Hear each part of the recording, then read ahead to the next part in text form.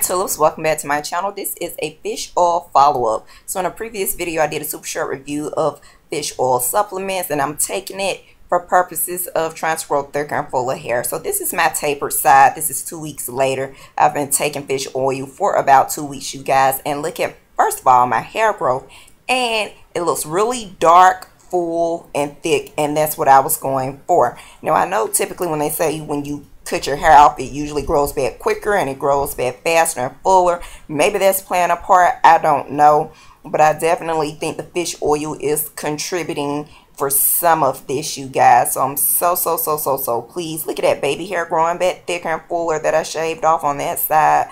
Baby hair at the top, it's looking real good. Baby hair on that side is growing.